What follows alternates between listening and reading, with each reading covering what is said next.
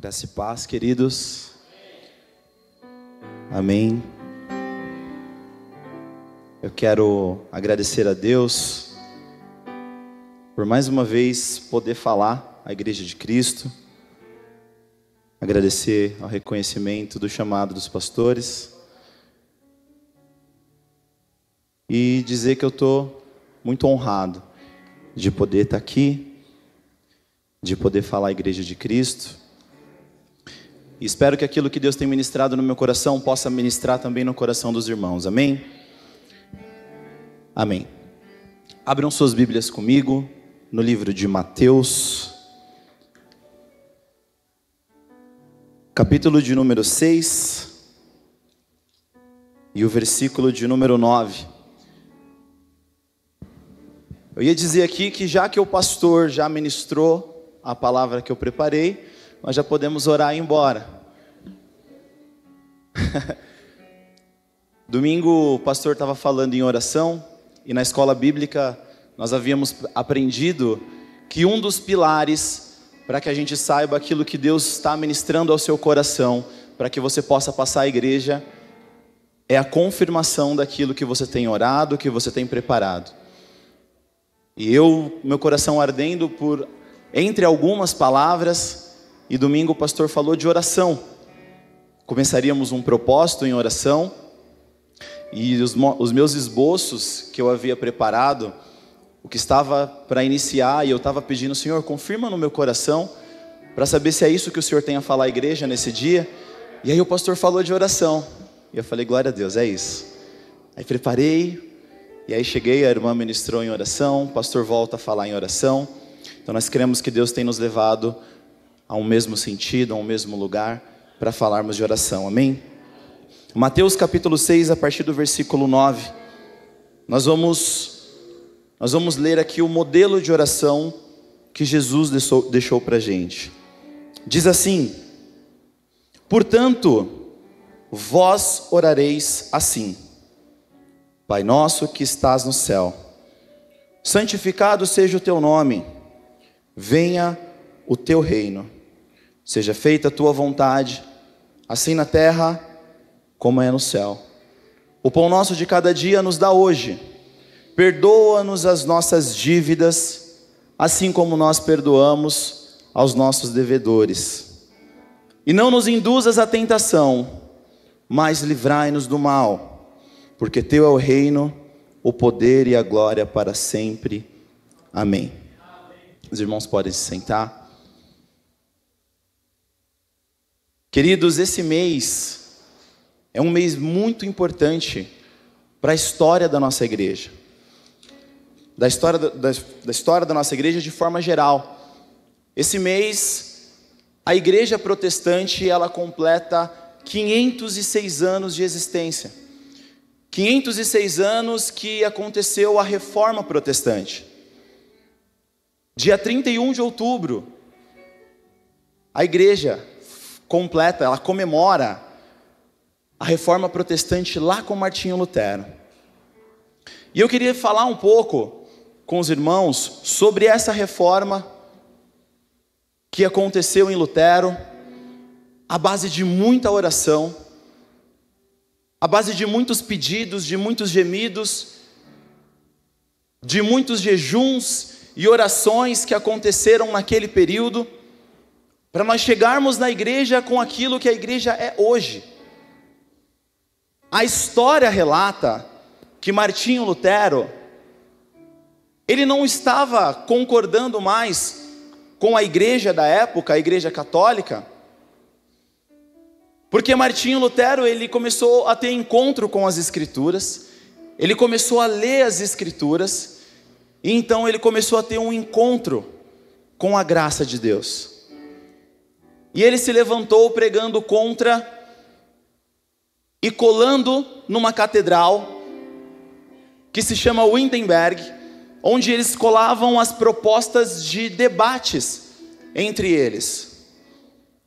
E ele colou 95 teses na catedral de Wittenberg, e 5 dessas 95 teses ficaram muito populares.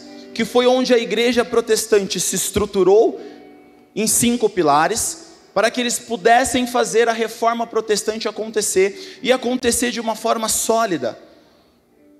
Nós lembramos muito na história da igreja de Martinho Lutero, porque popularizou, Deus usou Martinho Lutero para poder ir contra o alto clero, para poder ir contra os líderes religiosos da época.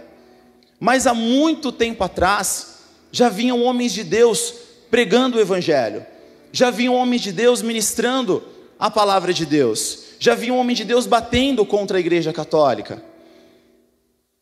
Só que naquelas 95 teses, houve um despertar muito grande no povo.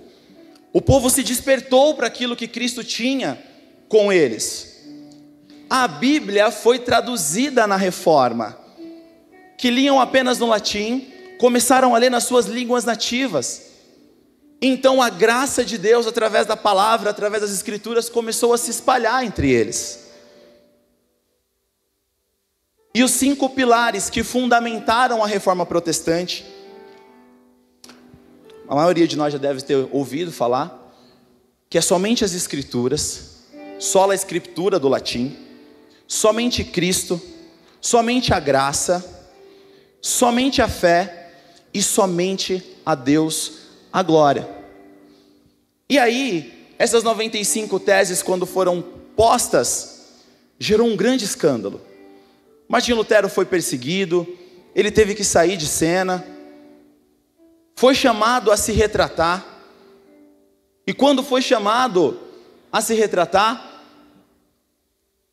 ele, diante de todas as autoridades, ele diz: eu não posso e não devo ir contra aquilo que eu realmente acredito.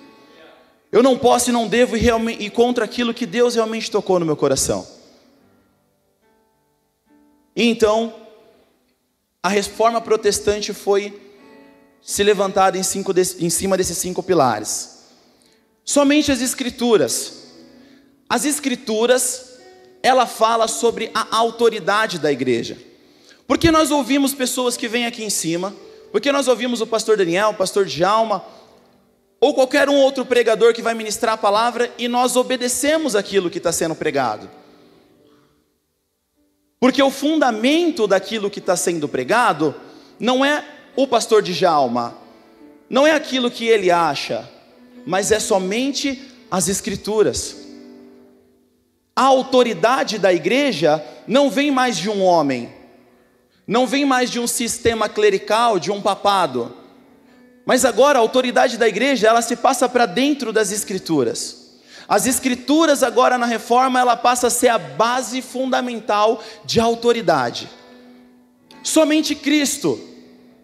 Cristo é o mediador entre a autoridade da igreja e a igreja. Porque se eu chegar aqui para vocês hoje e eu disser um monte de palavras duras, se for de mim, todos ficariam muito chateados. Agora, e se Cristo chegasse e desse um puxão de orelha? Afinal de contas, é Cristo quem está falando com a gente. Nós temos a sermos mais tolerantes. Falar: nossa, hoje o Senhor falou de uma forma profunda ao meu coração. Mas é o Senhor falando. É Ele quem traz a mediação da autoridade na palavra. Somente a graça. Tudo aquilo que nós temos como graça na nossa vida. E se nós chamássemos aqui cada um de vocês para subirem aqui e falar um pouco sobre como Cristo agiu graciosamente quando nos chamou no trabalho, hoje, semana passada, como Cristo te chamou da morte para uma verdadeira vida, nós vamos ver somente a passagem da graça sobre nossa vida, nos trazendo de volta, nos trazendo para perto dele. E a graça é o meio a qual Deus usou para poder ter misericórdia da gente. Só a fé, o 4º pilar, a fé em Cristo Jesus, nos faz crer, nos faz ter sentido essa reunião aqui de quarta-feira, nos faz ter sentido a reunião de domingo, nos faz ter sentido nos unirmos para a oração. A fé em Cristo Jesus é o meio pelo qual nós somos salvos. E somente a glória a Deus é o resultado de tudo isso. O resultado de estarmos aqui, o resultado de orarmos, o resultado de sermos salvos em Cristo Jesus, é acreditar toda a glória a Deus. Então, esses 5 pilares, foram 5 pilares que nortearam a Reforma Protestante. E isso, com a Inquisição Católica que aconteceu, muitas pessoas sofreram. Existia um emissário papal, João Tetzel, que eles precisavam arrecadar fundos para a Basílica de São Pedro, que estava sendo construída na época. E esse emissário, ele falava até mais do que aquilo que a Igreja Católica, ele era um cara muito escandaloso, ele dizia até mais do que aquilo que a Igreja Católica cria. Ele chegava a dizer que quando uma moeda caía no cofre da igreja, uma alma pulava do purgatório. Na época, a doutrina do purgatório era uma doutrina muito pregada, que você viveu uma vida em santidade, você viveu uma vida ali em liberdade com Cristo, mas pode ser que quando você morrer, você ainda vá para o purgatório. Então é importante que as pessoas que fiquem aqui, venham até a igreja e paguem, para que então a alma saia do purgatório, ele deixe de purgar por um tempo, para aí sim ir para o céu. Essa heresia foi pregada. E quando Martinho Lutero ele teve um encontro com a graça de Deus, no texto que está lá em Romanos, que diz: o justo vai viver pela fé. Aí ele teve um encontro com Cristo e ele falou: agora eu não preciso mais me martirizar, agora eu não preciso mais trazer as indulgências, cobrar para que o povo traga isso, porque agora nós vivemos da fé em Cristo Jesus. E essa fé que Martinho Lutero pregou, e esse poder na autoridade das escrituras que foi pregado, promoveu a grande reforma protestante. E hoje nós somos tantos que nem podemos contar. Baseado nessa reforma, baseado em oração, baseado naquilo que Deus fez pela nossa vida, baseado em tudo aquilo que o Senhor conseguiu nos trazer das trevas para a sua maravilhosa luz. Essa história da igreja, esse momento de oração tão grande, de perseguição tão grande, mas de vitória do povo de Deus tão grande, trouxe a igreja hoje onde está. E quando eu queria falar sobre oração, nada melhor do que nós aprendermos a orar, aprendermos a se achegar ao Senhor com o próprio Senhor, com o mestre que nos ensinou sobre oração. E eu não quero aqui dizer, irmãos, nós não sabemos orar, mas os discípulos disseram: Senhor, ensina-nos a orar. João Batista também ensinou os seus discípulos a orar.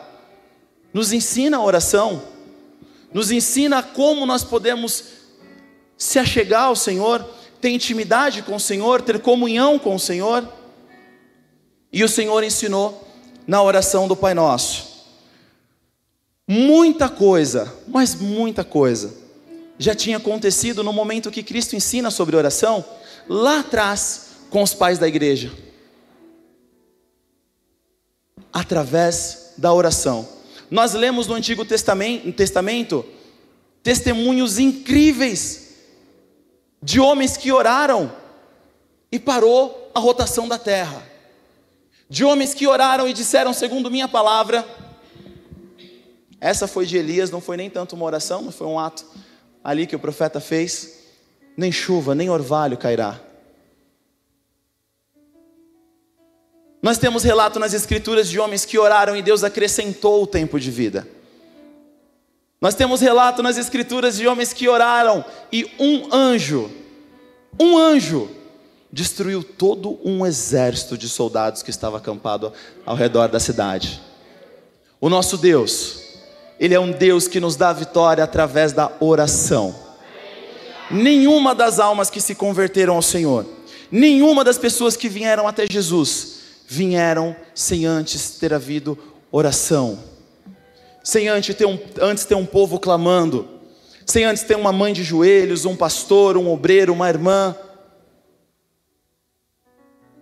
Eu lembro o dia que o irmão Reinaldo estava ministrando ali a escola bíblica, e ele abriu e nós começamos a falar sobre dons espirituais, e todos os dons, todas as manifestações dos dons, eles aconteceram através da oração. Deus, ele pode simplesmente começar um avivamento a partir desse culto, e todas as pessoas da rua, da cidade, começar a vir para cá, se dobrar, confessar os seus pecados, se entregar diante de Deus. Ele pode, ele é o Senhor. Quem dirá que ele não pode? Porém, Cristo escolheu a oração para poder manifestar ao seu povo a sua vontade. Cristo escolheu a oração para poder se manifestar entre nós. Quem daqui não recebeu um dom de Deus através da oração? Quem aqui não recebeu um chamado de Deus através de uma oração? Quem aqui não recebeu vitória do Senhor em uma oração? E nada melhor do que nós aprendermos a orar com aquele que pôde nos ensinar, com aquele que é manso, que é humilde, que até a sua forma de exortação é em amor, é conseguindo trazer a sua ovelha, é conseguindo amar os seus. Nós que não merecíamos diante de Deus, e quando chegamos diante dele, ele estava aqui de braços abertos para nos receber, chamar de filho, lavar, colocar um anel, colocar vestes novas, pôr uma nova sandália nos nossos pés.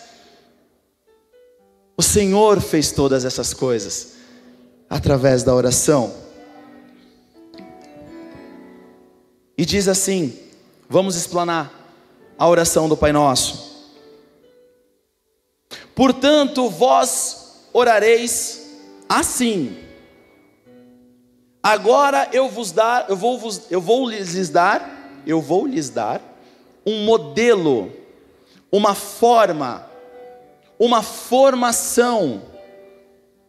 Quando nós vemos pessoas formando do 7º ano, do 8º, do 9º, do 3º colegial, da faculdade, nós vamos ver pessoas entrando em uma formação para que eles possam chegar a uma formatura. Eles têm um nível de conhecimento de uma forma que eles podem exercer ali a sua vocação, chamado para o seu trabalho de uma forma eficiente, porque eles tiveram uma formação, uma forma.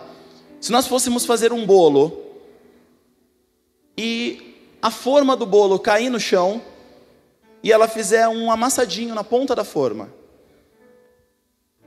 e nós jogarmos a massa dentro da forma e levarmos ao forno, quando essa forma sair de dentro do forno, o bolo vai estar feito, mas aquele cantinho, o bolo também vai sair com aquele pequeno detalhe que tinha na forma. Porque existe uma forma certa de fazer. E aí ele diz: Pai nosso, que estás no céu. Percebam que aqui a oração ainda não falou de mim, de você individualmente. A oração do Pai Nosso, ele nos fala sobre uma pluralidade. Ele nos fala de nós. Ele disse: Pai nosso. Se é o meu Pai, se é o nosso Pai, nós temos acesso, nós temos liberdade. Se aquilo que é do Pai, se o Pai é nosso, nós somos irmãos. Se nós somos irmãos em Cristo, os meus irmãos não passam dificuldade. Os meus irmãos não passam fome. Os meus irmãos não passam frio. Porque o Pai é nosso. Se eu estou comendo, o meu irmão tem que estar comendo. Porque ele é filho do mesmo Pai que eu. O Pai, ele é nosso. Que estás no céu, num lugar elevado, acima. Tu és grande, santo, santificado seja o teu nome. Tu és separado. A palavra santo significa separado de tudo. Santificado seja o Senhor, que o seu nome seja separado do nosso nome, porque tu és incomparável, tu és grandiosíssimo. Que venha o teu reino sobre a terra, venha o teu reino sobre nós. E o reino de Jesus, ele acaba com toda a injustiça. E o reino de Jesus, ele acaba com toda a leviandade. O reino de Jesus, ele acaba com a mesquinharia dentro do nosso coração. O reino de Deus, ele veio sobre nós. Estamos sendo reinados por um rei. Existe um rei sobre nós. O seu reino venha, Senhor, aqui na terra. Seja feita, Senhor, a tua vontade, aqui na terra, como ela é feita aí no céu. A autoridade da igreja, que são as Escrituras, veio até nós, para que nós pudéssemos fazer a vontade de Deus. De Deus. Isso é um ensinamento muito grande para a gente na nossa oração. Porque nós sempre pensamos que sabemos aquilo que é bom para a gente, não é verdade?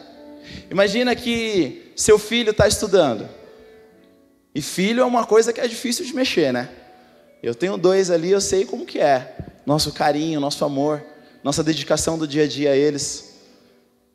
Imagina que o seu filho terminou ali terminou a faculdade, não. Ele terminou ali o vestibular. E ele vai concorrer a uma vaga numa faculdade federal. São 100 vagas, é uma vaga para 100 pessoas. Qual que é a nossa oração?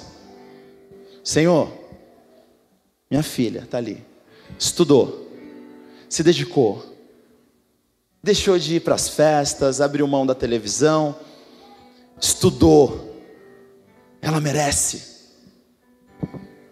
Coloque a minha filha, é uma vaga, Senhor. São 100 pessoas, mas nós temos uma vaga, e é a minha filha. Eu tenho certeza que é ela quem vai passar. Nem sabemos se a entrada da minha filha numa faculdade vai fazer bem ou mal para ela naquele momento. Senhor, que 99 outras mães e pais chorem, mas que eu esteja com a minha filha cantando vitória no último momento. Quando Cristo diz para fazer a sua vontade, talvez o nosso modelo de oração possa ser: Senhor, ela se esforçou, estudou, lutou, ela tem crido, ela tem se separado, ela não tem feito o que todos os jovens que precisam de uma vaga têm feito. Se for a sua vontade, eu acredito que ela está preparada. Se for a sua vontade, se isso for fazer bem para a vida dela, eu acredito que ela mereça. Só que eu não sei, o Senhor sabe, porque é a sua vontade que impera. É a sua vontade sobre nós que deve estabelecer a verdade sobre nossa vida. Não a minha, porque a minha vontade, por mais que pareça boa, pode ser que seja má. Eu estava lendo um livro há um tempo atrás, de um teólogo inglês, e ele faz a seguinte pergunta no livro: se todas as suas orações de ontem à noite tivessem sido ouvidas por Deus e realizadas hoje, quantas almas teriam se convertido ao Senhor? Quanto nós teríamos orado para que outras pessoas conseguissem alcançar coisas boas na vida dela? Quantas pessoas teria hoje aqui nesse culto se todas as minhas orações de ontem tivessem sido respondidas por Deus? Eu tenho vergonha de dizer.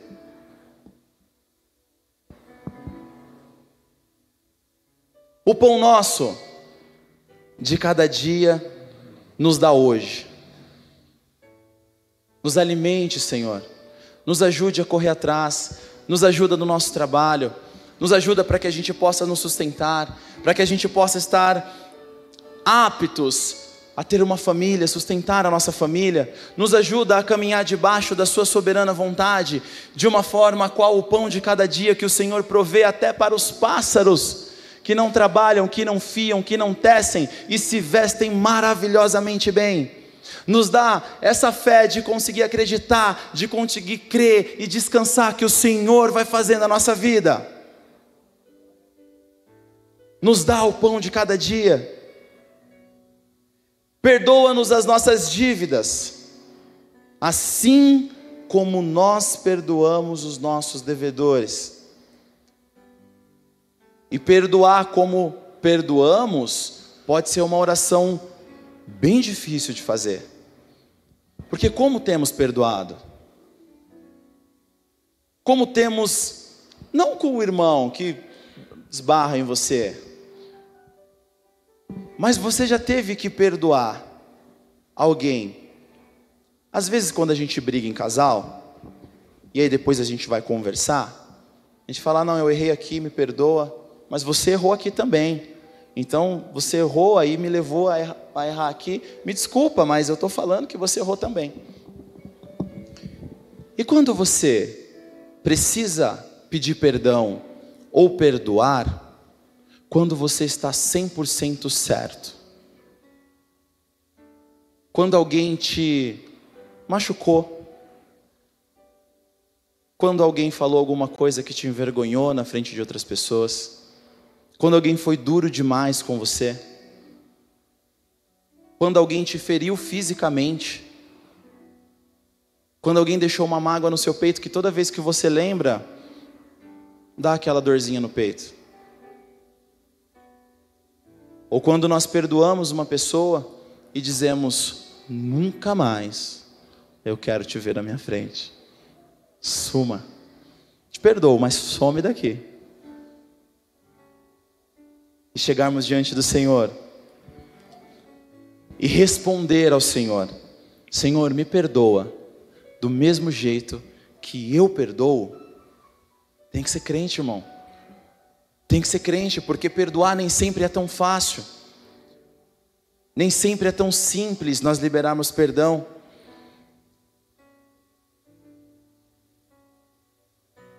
E não nos induzas à tentação, mas nos livre do mal. Não, Senhor, me deixe passar por uma provação, por uma dificuldade, mais daquilo que eu consigo suportar. Aleluia, porque a sua palavra diz que Ele não deixará.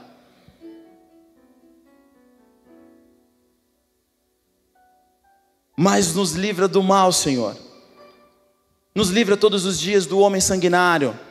Nos livra todos os dias do homem que não vem, não sai da sua casa, já com o intuito de fazer aquilo que é bom, mas com o intuito de fazer aquilo que é mal. Me livra, Senhor, do mal. Me livra, Senhor, e livra junto comigo os meus irmãos dos acidentes, dos perigos. Às vezes, queridos, quando nós oramos e dizendo, Senhor, que o Teu reino venha, e nós como igreja, entendemos que quando o reino de Deus, ele chega para nós, quando o reino de Deus, querido, ele está estabelecido dentro do nosso coração, a cultura, ela muda dentro de nós. Agora não estamos mais numa cultura mundana. Agora o Evangelho me ensina que se Ele disser para mim, anda comigo, me dá tua capa e anda comigo 1 quilômetro, nós devemos andar 2. A cultura do reino vem nos ensinando que se derem um tapa no nosso rosto, a palavra nos diz que nós temos que virar o outro lado.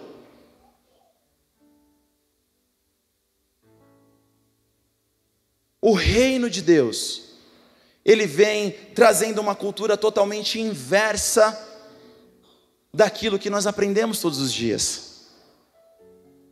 O reino de Deus, ele vem nos trazendo uma cultura da paz, de ter Cristo no nosso coração. A palavra nos diz que Cristo colocou em nós uma palavra de reconciliação. A Bíblia diz que Deus, ao mandar o seu Filho para morrer por nós na cruz, estava reconciliando consigo mesmo o mundo, para Ele mesmo. E então, firmados nessa cruz, firmado nas Escrituras, firmado nas bases da igreja, mas com Cristo dentro do nosso coração, aí então nós conseguimos sim tomar um tapa de um lado e virar o outro. Aí nós conseguimos sim perdoar 70 vezes 7, meu amigo. Aí nós conseguimos sim, com a humildade de quem é Deus. E conforme Filipenses capítulo 2 diz que Ele abriu mão da sua glória, esvaziou-se da sua glória, se fez como servo, e o servo mais lindo no seu servir, o servo que veio sendo Deus como homem para lavar os pés dos seus discípulos, para ensinar que se você quiser ser o primeiro, você precisa ser o último. Aonde que isso é pregado? Querido, você quer ser o primeiro? Então seja o último. Não faça esforço para vir para frente, fica lá atrás, está tudo certo. Mas o Senhor, na cultura do reino, na cultura do Senhor, não ganha quem paga menos, não ganha quem sai na frente, ganha quem serve, ganha quem ama, ganha quem ora, ganha quem tem comunhão com a igreja, ganha quem consegue ter esse momento precioso na casa do Pai. Porque o Evangelho eu estou orando há um tempo para que Deus me abençoe com um carro, e aí eu tenho aqui 15 mil reais, e aí eu conheço uma pessoa que está desesperada, porque a mãe faleceu lá no Nordeste, e ele precisa ir sepultar a sua mãe, e ele anuncia que vai vender o seu carro, e o carro dele vale 20, eu falo, te dou 15, se quiser, você está precisando. E aí ele pega os 15 pela necessidade dele. O reino de Deus não veio estabelecer isso. O reino de Deus veio estabelecer justiça, graça. Querido, eu tenho esses 15. Eu posso te pendurar 5? Nós podemos conversar depois desse acontecido por esses 5? Porque vale 5, porque vale 20. É justo que eu pague 20. As boas obras se manifestando. Eu não estou dizendo que se você achar uma boa oportunidade por um valor a menos, que você não deve pegar. Eu estou dizendo que isso não parte de você oferecer menos porque tem alguém precisando. Porque o reino de Deus, quando Ele estabelece no nosso coração, Ele nos faz, na verdade, eu costumo dizer, não aquilo que eu quero fazer. Porque nossa vida, com aquilo que nós queremos fazer... Quem já dirigiu um carro desalinhado? Você segura o volante assim, para o carro ir reto. Se você solta o volante, ele pende para um lado ou para o outro lado. Nós somos o carro desalinhado. E Cristo está segurando o volante. Se Ele nos soltar, a gente pende para o outro lado. A gente cai. Mas glória a Deus, que nenhuma das ovelhas que o Senhor entregou na mão de Jesus, nenhuma se perdeu. O Senhor zela por todas elas. Ele vai buscar a ovelha perdida. Ele busca o seu povo. Ele traz para perto de si. Ele glorifica, Ele justifica. E aí quem poderá intentar acusação contra os filhos de Deus? Deus os justifica. Queridos, abra sua Bíblia comigo, e aí eu já vou finalizar aqui. No livro de Lucas, capítulo de número 9, e o versículo 23.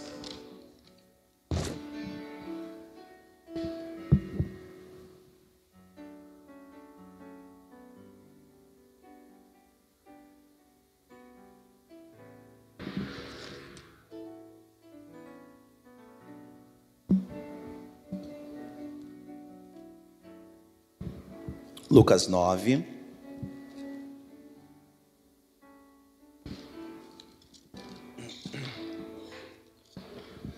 Lucas capítulo 9, verso de número 23.